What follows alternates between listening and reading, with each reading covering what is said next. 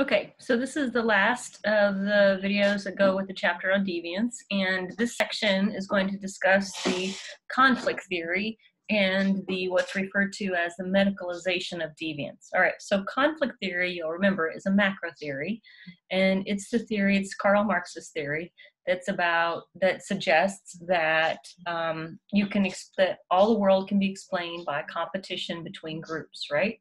And from the perspective of deviance, conflict theory argues that the reason deviance exists, the reason that we have these mechanisms of calling somebody out or declaring them deviant, is because this is a way for the people at the top of the social triangle to control the people at the bottom.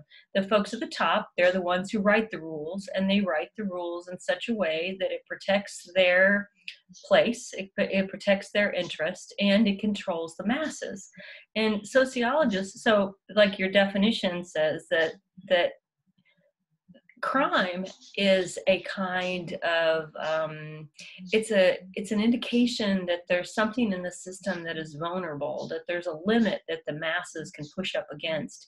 And so anytime somebody breaks the rules, it has to be stopped, right? I like to use the example that you have a student in your class and they're talking all the time, right?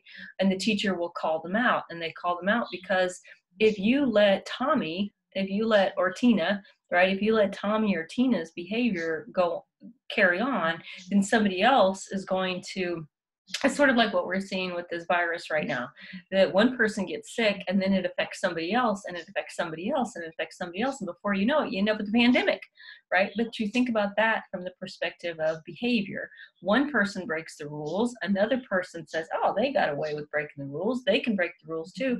And then the next thing you know, you have all kinds of anarchy and all kinds of chaos.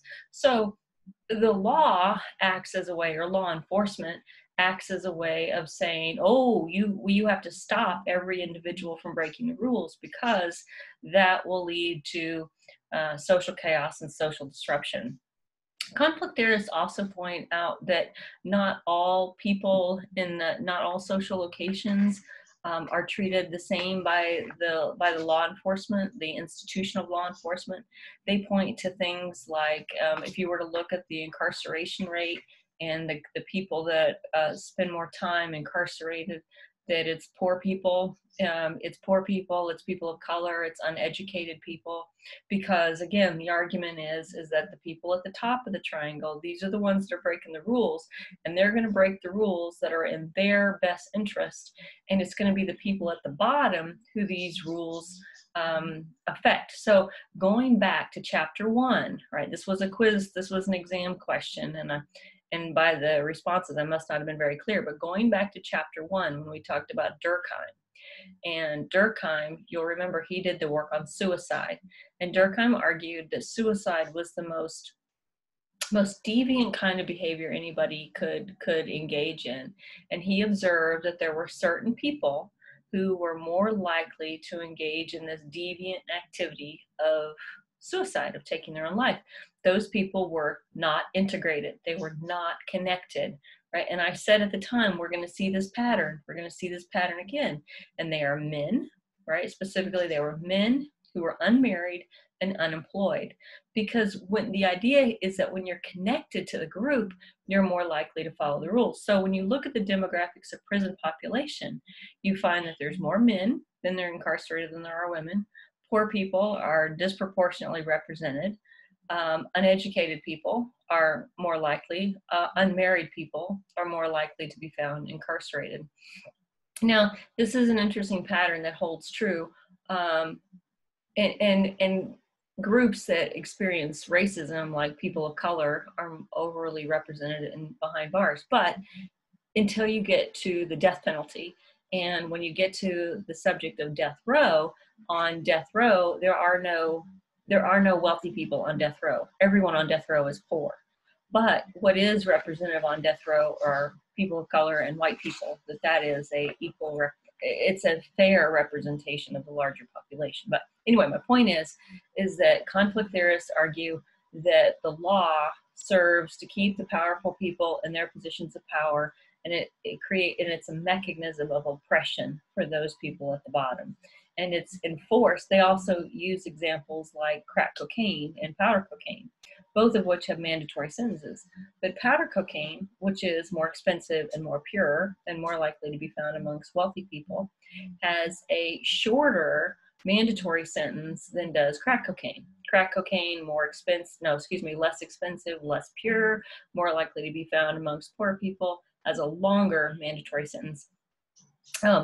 Before the Obama administration, the difference was something like 17, that the crack cocaine had a sentence of 17 times larger than powder cocaine. I believe now it's down to 7, but the point is it's still disproportionate.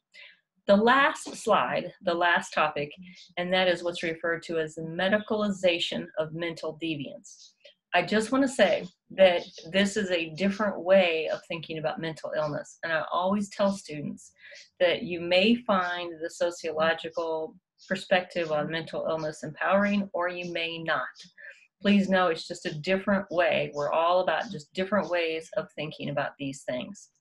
But the idea here is that from a sociological perspective, this phenomena that we call mental illness, right? Sociologists argue that we need not assume that mental illness is, they argue that mental illness is neither mental nor is it illness. Rather, the things that we think of as mental illness are simply patterns of thought behaviors that we adopt that are considered deviant or not normal. So take, for instance, anxiety, right?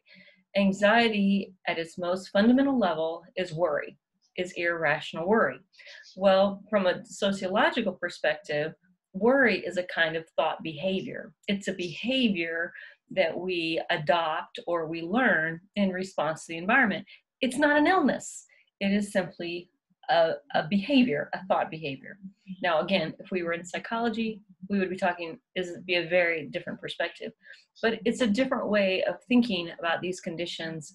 You know, what is bipolar, right? Bipolar are some pretty radical changes in behavior, changes in sort of emotional response, right?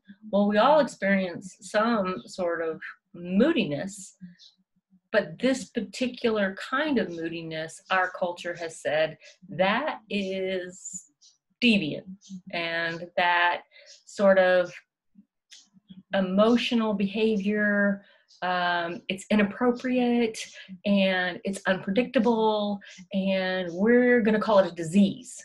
And we're going to call it a disease. We're going to send you to the doctor. And in that way, we are medicalizing. We are turning a kind of deviant emotional or deviant behaviors. We're labeling them illnesses, and we're telling the doctors it's their responsibility, and we're calling it a disease. It's just a different way of thinking about mental illnesses. Some people really resist the idea of illness, or that there's something, that they're sick. And this, for some people, this is a really empowering way to think about this phenomena of mental illness. But again, it's not just, if it works for you, great. Okay, this wraps up the fourth little lecture on deviance. And please keep your eye out for the discussion responses at the end of each section. And next chapter, moving on. Bye.